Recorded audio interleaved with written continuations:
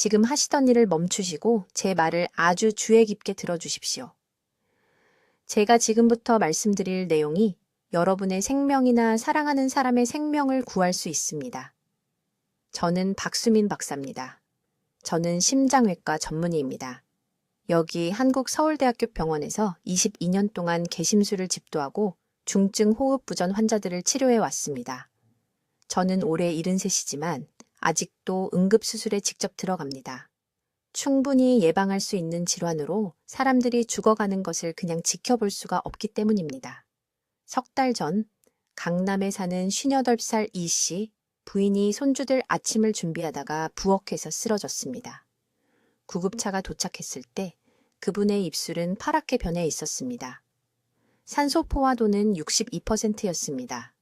이 수치로는 의식을 유지할 수 없습니다. 가족들은 제게 그분이 완전히 건강했다고 말했습니다.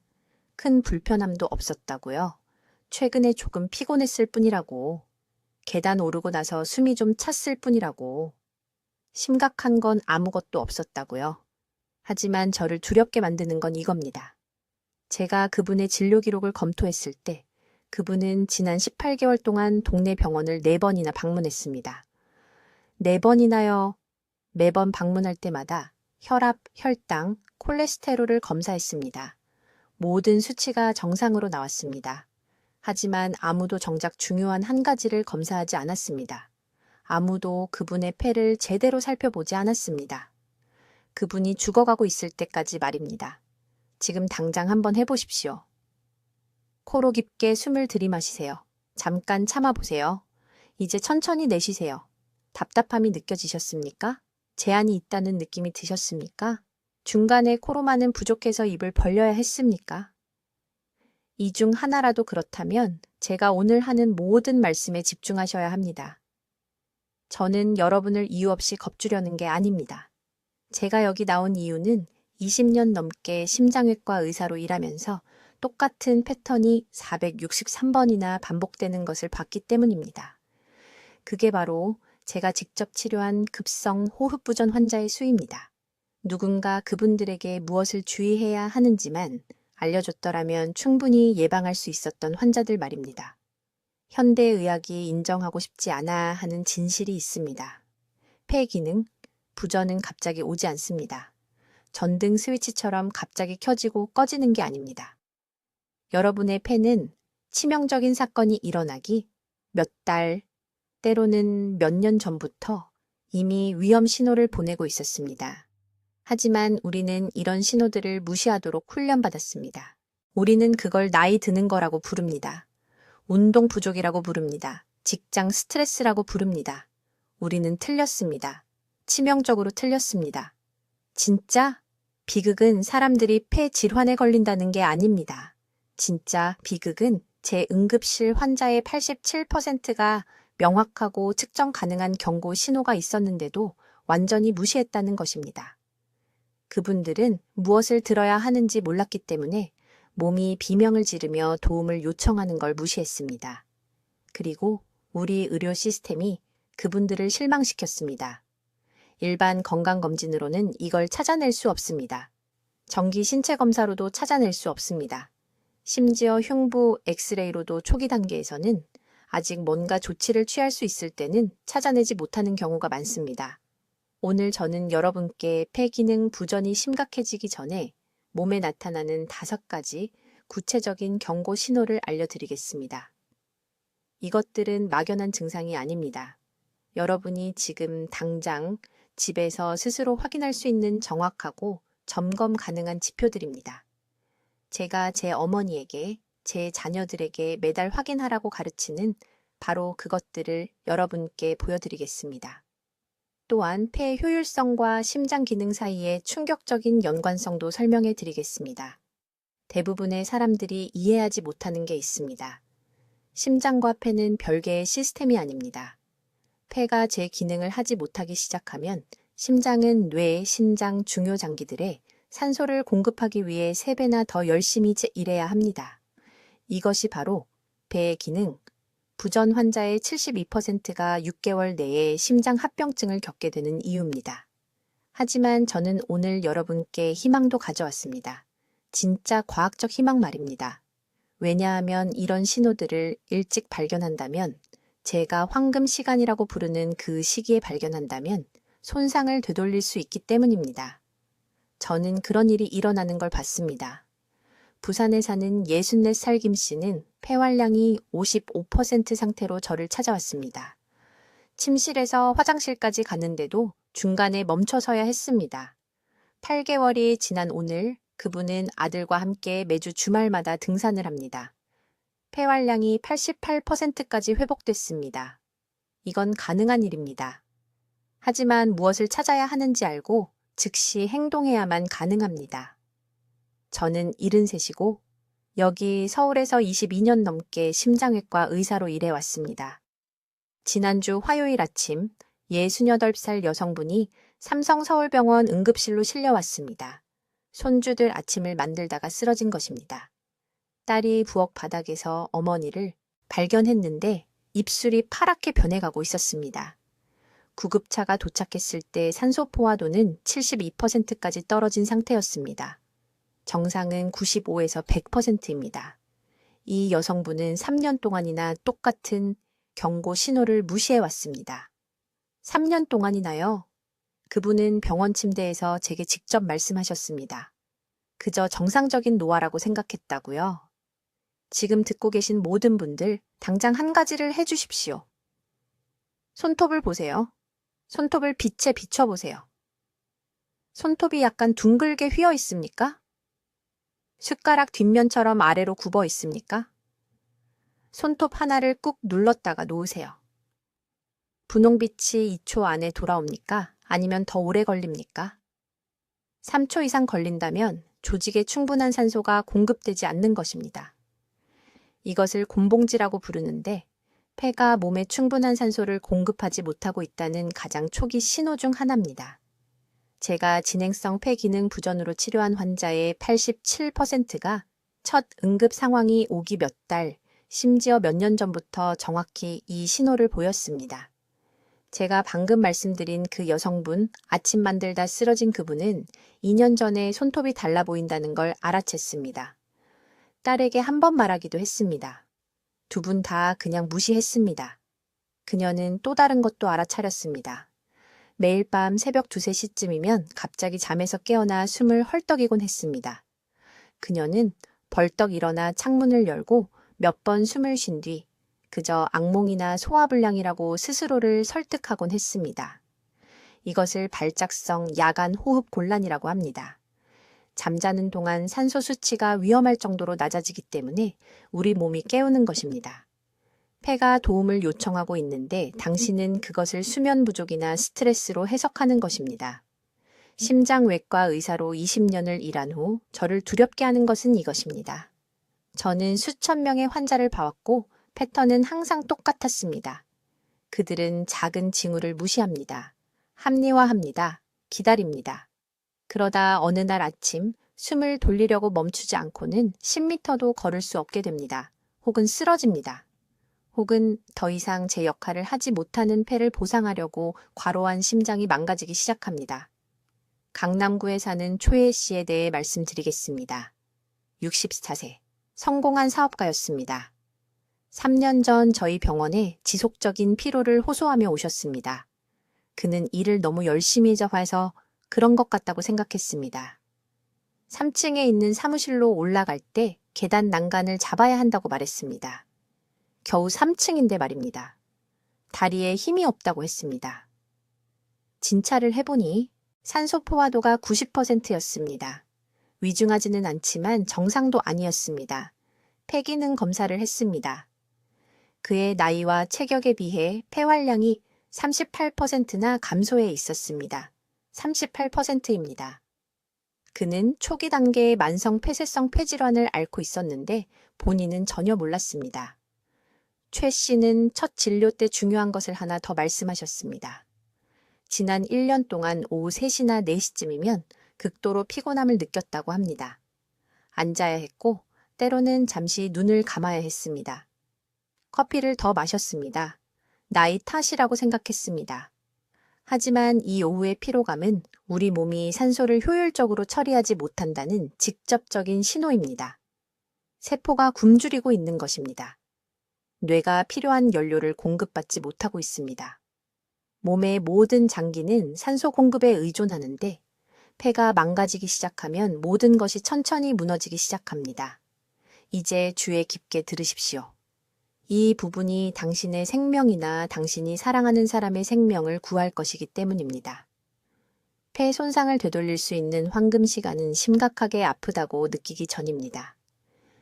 응급실에 실려가고 산소 호흡기가 필요하고 부담으로 인해 심장이 비대해지면 우리는 병을 치료하는 것이 아니라 관리하기 위해 싸우는 것입니다. 하지만 초기 단계, 손톱이 변하는 것을 알아차릴 때, 밤에 숨을 헐떡이며 깰 때, 난간을 잡지 않고는 계단을 오르지 못할 때는 폐가 여전히 상당한 기능을 회복할 수 있습니다. 지금 목을 만져보십시오. 턱 바로 아래 목 옆에 두 손가락을 대보세요. 맥박이 느껴지십니까? 15초 동안 몇 번 뛰는지 세어보세요. 살을 곱하십시오. 지금 조용히 앉아 있는데 안정시 심박수가 분당 9회 이상이라면 심장이 너무 열심히 일하고 있는 것입니다. 폐에서 오는 비효율적인 산소 공급을 보상하고 있을 수 있습니다. 이제 폐 기능 부전이 다가오고 있다고 외치는 두 번째 징후를 보여드리겠습니다. 이것은 완전히 가만히 있을 때 일어납니다. 수면에 대해 말씀드리는 것입니다. 하지만 그냥 수면 문제가 아닙니다. 제 환자의 91%가 제가 직접 물어본 후에야 말해준 특정한 것에 대해 말씀드리는 것입니다. 그들은 첫 진료 때 이것을 언급할 생각조차 하지 않았는데 정상이라고 생각했기 때문입니다. 주의 깊게 들으십시오. 새벽 2시에서 4시 사이에 숨이 막혀 잠에서 깬다면 혹은 밤에 편하게 숨 쉬려면 베개 2-3개를 받쳐야 한다면 폐가 이미 힘들어하고 있는 것입니다. 의학 용어로는 기좌호흡이라고 하는데 쉽게 설명하겠습니다. 평평하게 누우면 폐가 몸 전체에 산소를 보내기 위해 더 열심히 일해야 합니다. 건강한 폐는 이것을 쉽게 처리합니다. 망가진 폐는 할 수 없습니다. 서울 강남구에 사는 68세 이 여사라는 환자가 있었습니다. 피로를 호소하며 저를 찾아왔습니다. 대화 중에 밤에 베개를 몇 개 사용하는지 물었습니다. 4개라고 했습니다. 베개? 4개입니다. 언제부터 그렇게 많이 사용했는지 물었습니다. 정확히 기억하지 못했지만 딸이 2년에 걸쳐 점차 늘어났다고 말했습니다. 이 여사는 그냥 이제 똑바로 세워서 자는 것을 선호한다고 생각했습니다. 자신의 폐가 40% 미만의 용량으로 작동하고 있다는 것을 전혀 몰랐습니다. 몸 안에서 일어나는 일은 이렇습니다. 폐는 2개의 스펀지와 같습니다. 건강하면 완전히 팽창하여 이산화탄소를 짜내고 신선한 산소를 끌어들입니다. 하지만 폐 조직이 망가지기 시작하면 폐포라고 불리는 작은 공기주머니에 액체가 축적되기 시작합니다. 낮 동안 똑바로 서 있을 때는 중력이 이 액체를 폐 아래쪽에 유지하는 데 도움이 됩니다. 최적은 아니지만 여전히 숨을 쉴 수 있습니다. 하지만 밤에 누우면 그 액체가 폐 전체에 퍼집니다. 갑자기 그 스펀지들이 물에 젖습니다. 산소 수치가 떨어지기 때문에 뇌가 당황합니다. 숨을 헐떡이며 깨어납니다. 대부분의 사람들은 이것을 무시합니다. 베개를 더 삽니다. 저녁을 너무 많이 먹어서 그렇다고 스스로에게 말합니다. 스트레스나 악몽 탓으로 돌립니다. 그동안 심장은 산소 부족을 보상하려고 과로하고 있습니다. 이것이 제가 계속 언급하는 황금 시간입니다. 이때가 여전히 손상을 되돌릴 수 있을 때입니다. 오늘 밤 무엇을 주의해야 하는지 정확히 말씀드리겠습니다. 자기 전에 호흡 자세를 확인하십시오. 등을 완전히 대고 누워서 10분 동안 편하게 숨을 쉴 수 있습니까? 압박감을 느끼거나 일어나 앉고 싶거나 옆으로 돌아 누워 몸을 웅크리고 싶은 충동이 있다면 주의를 기울이십시오. 다음으로 밤에 숨이 차서 깨는지 확인하십시오. 화장실에 가야 해서입니다. 꿈 때문이 아닙니다. 정말로 공기를 충분히 마실 수 없어서입니다. 이런 일이 일주일에 2번 이상 발생한다면 당신은 위험 지역에 있는 것입니다. 폐 기능, 저하와 직접적으로 연결되는 또 다른 수면 징후가 있는데 대부분의 의사들은 이것에 대해 절대 묻지 않습니다. 두통을 느끼며 깨어나십니까? 특히 이마 부분에 둔한 두통이 있고 일어난 후 1시간 이내에 사라지는 두통 말입니다. 이것은 밤 동안 혈중산소가 너무 낮아졌기 때문에 발생합니다. 당신이 자는 동안 뇌가 말 그대로 질식하고 있었던 것입니다. 두통은 산소 부족으로 뇌가 약간 부어오른 것입니다. 일어나서 움직이면 산소 흐름이 개선되고 두통이 사라집니다. 사람들은 베개나 날씨 탓을 합니다. 하지만 이것은 폐가 망가지고 있다는 신호입니다. 저는 부산에서 온 70이 새 최 씨를 치료했는데 그분은 8개월 동안 이런 아침 두통을 겪었습니다. 그는 3개의 다른 베개를 샀습니다. 너 뇌에 아무 이상이 없다고 한 신경과 전문의에게도 갔습니다. 마침내 그의 아들이 발목에 비정상적인 부종을 보고 저에게 데려왔습니다. 저는 그가 누워있는 동안 간단한 맥박 산소 측정 검사를 실시했습니다. 그의 산소 포화도는 84%까지 떨어졌습니다. 정상은 95에서 100%입니다. 그의 뇌는 매일 밤 손상되고 있었습니다. 지금 당장 스스로 확인해 보십시오.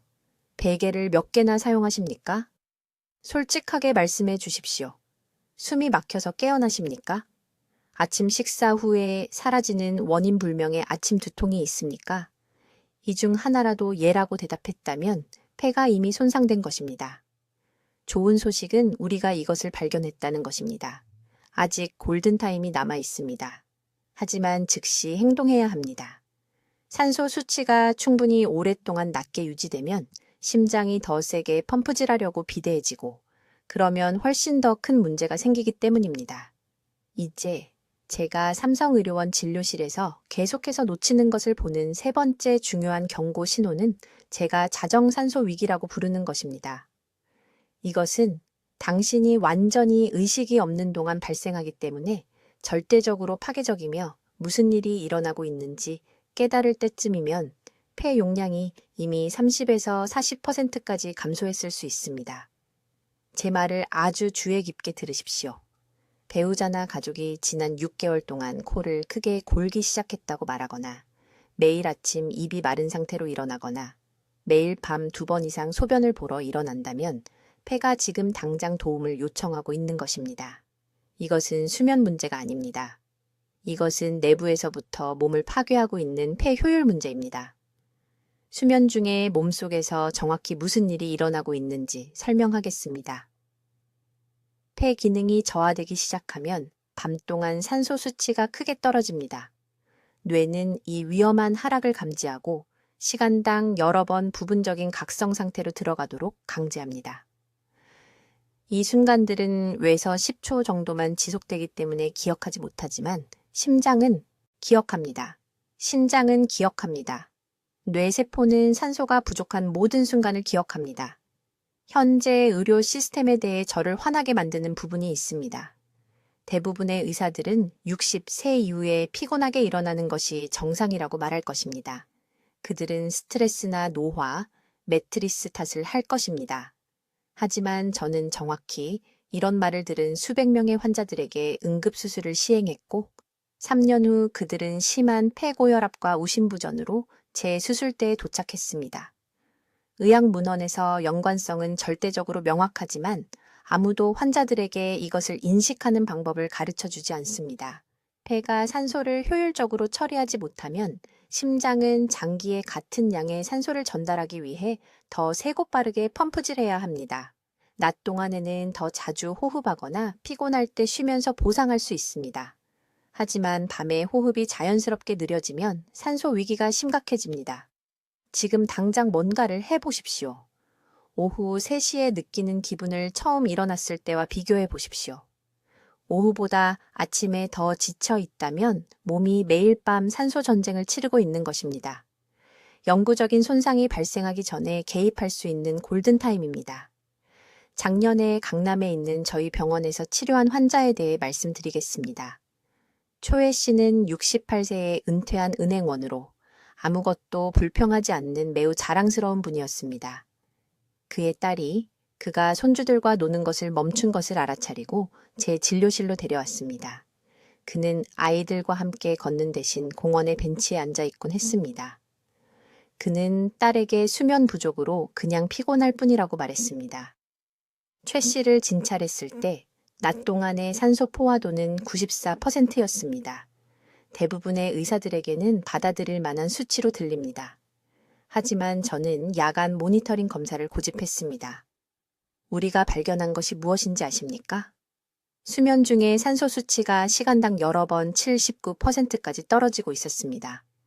79%입니다. 그것은 산꼭대기에서 경험하는 것과 같은 산소 수준이며 그의 몸은 아마도 2, 3년 동안 매일 밤 이 위기를 견뎌내고 있었습니다. 심장은 이미 비대해지기 시작했습니다. 폐 조직은 섬유증의 초기 징후를 보였습니다. 딸이 저에게 데려오기 1년만 더 기다렸다면 그는 폐 이식이 필요했거나 수면 중 급성 심장사에 직면했을 것입니다.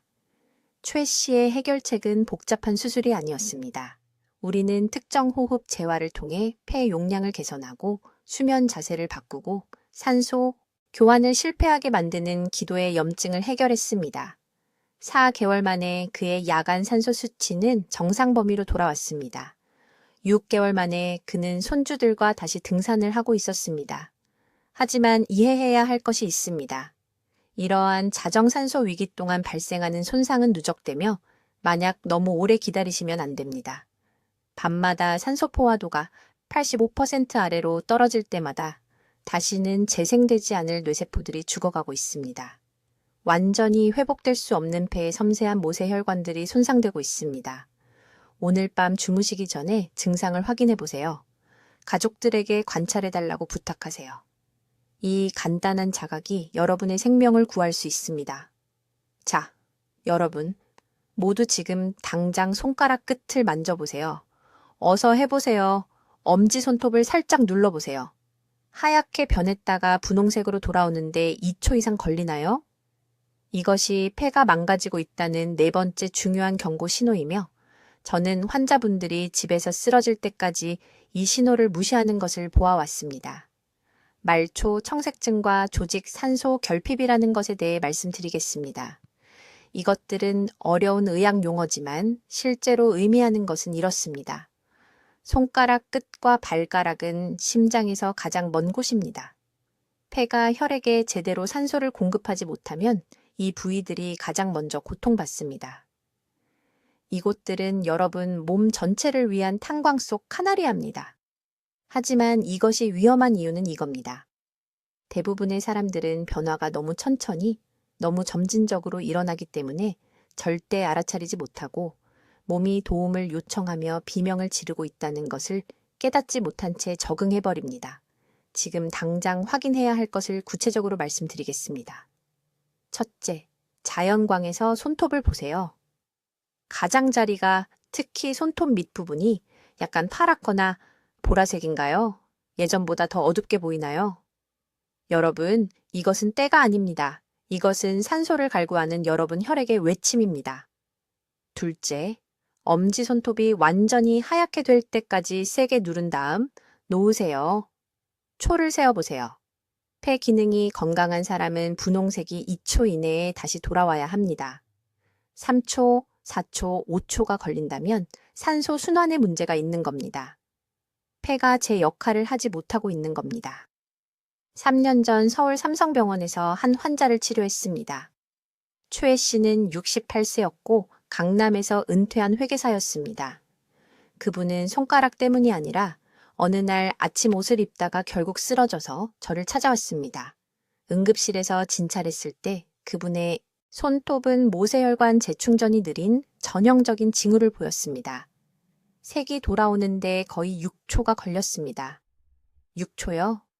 그분의 폐는 겨우 40%의 용량으로만 작동하고 있었고 적어도 2년 동안 이런 상태로 살아오셨습니다. 그분은 당뇨병으로 인한 혈액순환 장애 때문에 손가락이 약간 창백해 보이는 것뿐이라고 생각했다고 말씀하셨습니다. 여러분, 이것 때문에 우리가 개입하기 전에 폐 기능의 절반을 잃으셨습니다. 하지만 손톱은 이 네 번째 경고 신호의 시작일 뿐입니다. 곤봉화 현상에 대해 말씀드리겠습니다. 이것은 손가락 끝이 둥글고 불룩해지기 시작하고 손톱과 피부 사이의 각도가 변하는 것입니다. 의과대학에서 우리는 이것이 만성 산소 결핍에 가장 신뢰할 수 있는 신체적 징후 중 하나라고 배웠습니다. 여러분의 몸은 말 그대로 산소를 포착하기 위해 더 많은 표면적을 만들려고 노력하고 있는 겁니다. 곤봉 모양의 손가락을 가진 분이 제 진료실에 들어오면 저는 즉시 진행된 폐질환을 다루고 있으며 종종 심장에서 이미 심각한 합병증이 발생하고 있다는 것을 압니다. 이제 발가락을 만져보세요. 닿을 수 있나요? 닿을 수 있다면 엄지발가락 손톱을 같은 방식으로 눌러보세요. 여기도 색이 천천히 돌아오나요? 많은 환자분들이 이제 발이 항상 차갑다고 말씀하십니다. 여름에도 양말을 신고 주무십니다. 나이 들어서 혈액순환이 안 좋아서 바닥이 차가워서라고 탓하십니다. 아닙니다. 이것은 폐가 사지에 산소를 전달하지 못해서 그런 겁니다. 차가운 느낌은 단순히 온도가 아닙니다. 세포 수준에서의 산소 결핍입니다. 대부분의 의사들이 말해주지 않는 것이 있는데 이것 때문에 저는 의료 시스템에 대해 극도로 좌절감을 느낍니다. 한국의 표준 건강검진은 사지에 대한 세밀한 검사를 포함하지 않습니다. 혈압을 재고 기본적인 혈액 검사를 하고 운이 좋으면 흉부 엑스레이를 찍습니다. 하지만 아무도 손톱을 보지 않습니다. 아무도 모세혈관 재충전 시간을 재지 않습니다. 아무도 초기 곤봉화를 확인하지 않습니다. 이런 징후들은 병원 검사에서 나타나는 위중한 수치로 폐 기능이 떨어지기 3년 전에 나타날 수 있습니다. 부산에 사시는 79세 제 어머니에게 가르쳐드린 정확한 자가 진단 방법을 알려드리겠습니다. 어머니는 매일 아침 세수하신 후에 양손으로 2초 손톱 검사를 하십니다. 작은 공책을 가지고 계시고 재충전 시간이 느려지는 것을 발견하시면 즉시 제게 전화하십니다. 매일 아침 30초도 안 걸리는 이 간단한 습관이 발생하는 폐, 문제에 대해 3년에 앞서가는 시간을 줍니다. 돌이킬 수 없는 손상이 발생하기 전에 조치를 취할 수 있는 3년의 골든타임입니다. 그러니 지금 듣고 계신 모든 분들, 내일 아침부터 매일 아침 이 검사를 하시길 바랍니다. 양치질하는 것처럼 일상의 일부로 만드세요. 여러분의 손가락은 폐에 대한 진실을 말해주고 있습니다. 귀 기울여 들으세요. 보이는 것을 적어두세요. 색이 돌아오는데 2초 이상 걸린다면 즉시 호흡기내과 전문의를 만나야 합니다. 다음 달이 아닙니다. 즉시요. 여러분의 골든타임이 다 되어가고 있습니다. 자, 5번째 경고 신호는 외과의사로서 제가 가장 두려워하는 것입니다. 저는 이것을 조용한 한밤의 위기라고 부르는데 여러분이 완전히 의식이 없을 때 발생합니다. 이것은 환자가 이미 위험구역에 있다는 것을 알려주는 신호인데 이것을 경험하는 사람들의 90%가 바로 지금 오늘 밤 잠을 자면서 자신에게 이런 일이 일어나고 있다는 것을 전혀 모릅니다. 직접적으로 말씀드리겠습니다.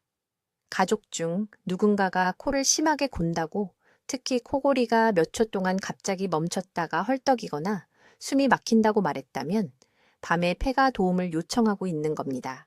이것은 단순한 코골이가 아닙니다. 이것은 수면 중에 생존하기 위해 싸우고 있는 당신 몸의 신호입니다. 이러한 증상이 나타날 때 실제로 당신의 몸 안에서 일어나는 일은 정말 무섭습니다. 호흡이 멈출 때 단 10초나 15초라도 혈액 속 산소 수치가 급격히 떨어집니다. 심장 박동이 불규칙해집니다. 뇌가 질식하기 시작합니다. 다시 숨을 쉴 수 있을 만큼 당신을 깨우려고 애쓰면서 몸에 스트레스 호르몬이 넘쳐납니다. 이런 일이 한 번이 아니라 매일 밤 수십 번씩 일어날 수 있습니다. 저는 서울 강남에 사시는 68세 이 씨를 진료했습니다. 그분은 만성 피로를 호소하며 저희 병원에 오셨습니다. 매일 밤 8시간씩 자는데도 왜 매일 지칠 대로 지친 느낌인지 이해할 수 없다고 하셨습니다.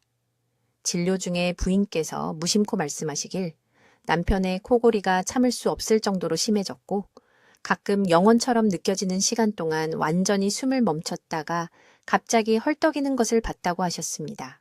수면 검사를 제대로 했을 때 우리는 그분의 호흡이 시간당 42번이나 멈춘다는 것을 발견했습니다.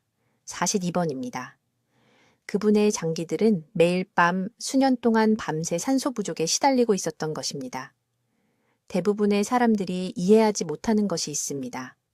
수면 중에 호흡이 반복적으로 멈추면 폐가 완전히 회복하고 스스로를 정화할 기회를 얻지 못합니다.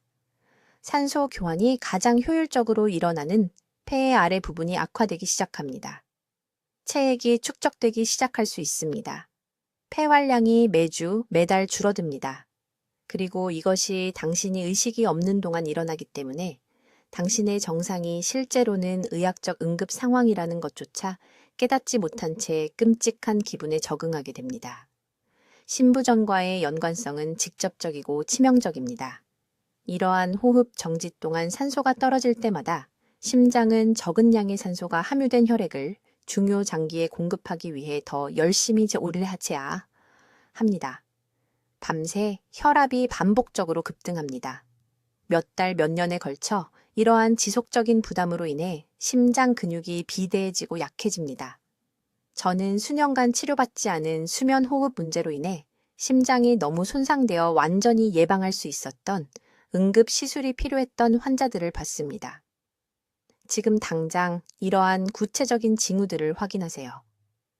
첫째, 특히 아침에 두통을 느끼며 일어나십니까? 이것은 밤새 산소 부족에 시달렸다는 뇌의 신호입니다. 둘째, 밤에 소변을 보기 위해 자주 밤에 2번 이상 일어나십니까? 낮은 산소로 인해 심장이 힘들어하면 신장이 과도한 소변을 만들게 하는 호르몬을 분비합니다.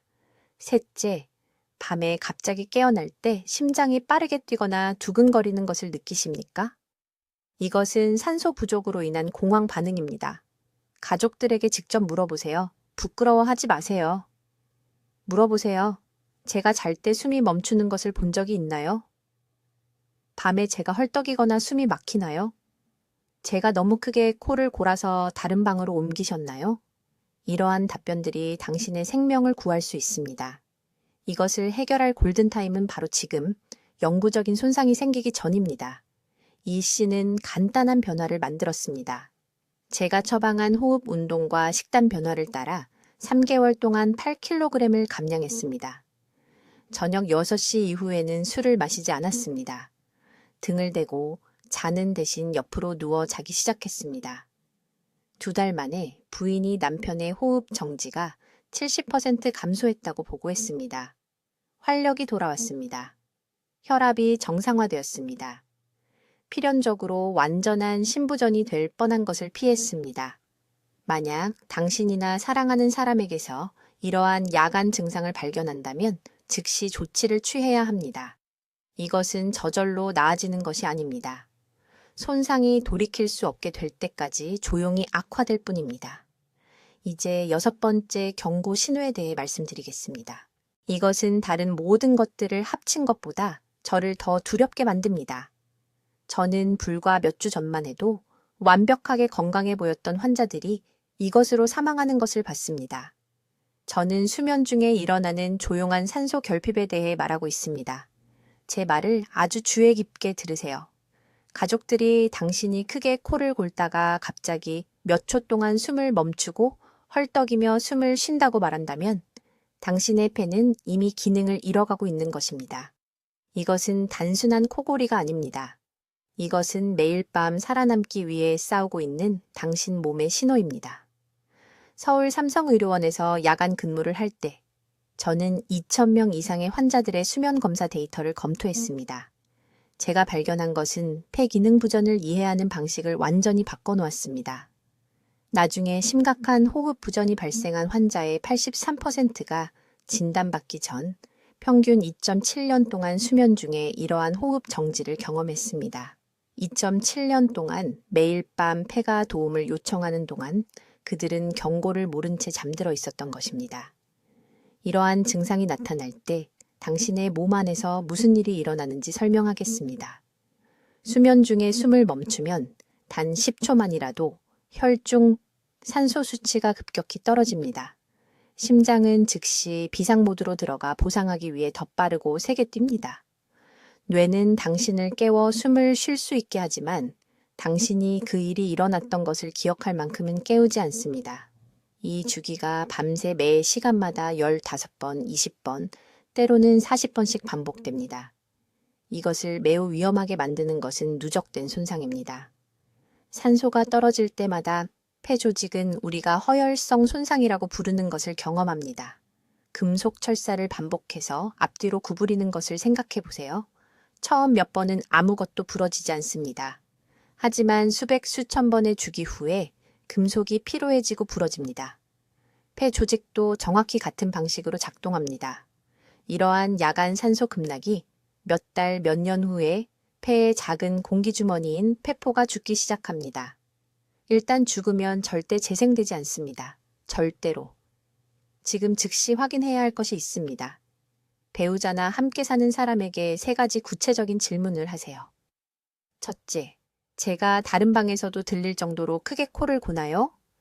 둘째, 제가 수면 중에 숨을 멈추고 갑자기 헐떡이거나 숨이 막히는 것을 본 적이 있나요? 셋째, 제가 잠을 자면서 심하게 뒤척이거나 일어났을 때 이불이 완전히 엉켜 있나요? 이 질문들 중 하나라도 답이 예라면 폐 기능 부전 위험이 460% 증가한 것입니다. 이 숫자는 과장이 아닙니다. 이것은 10년에 걸쳐 800만 명의 환자를 다룬 국민건강비검 덤달 데이터에서 직접 나온 것입니다. 하지만 대부분의 의사들이 절대 말하지 않는 것이 있습니다. 진짜 위험은 호흡이 멈추는 것 자체가 아닙니다. 진짜 위험은 낮 시간 폐 기능에 일어나는 일입니다. 밤에 산소 결핍을 겪는 환자들은 만성 보상성 호흡이라는 것이 생깁니다. 몸이 낮은 산소에 적응하면서 낮에 숨 쉬는 방식이 바뀝니다. 본인도 모르게 더 짧고 얕은 숨을 쉬기 시작합니다. 폐활량이 한 달 점차 줄어듭니다. 제 환자 중에 서울 강남구에 사시는 최 여사님이라는 68세 여성분이 계셨습니다. 오후에 피곤함을 호소하며 제 병원에 오셨습니다. 남편분께서 밤에 심하게 코를 골고 자주 숨을 멈춘다고 말씀하셨습니다.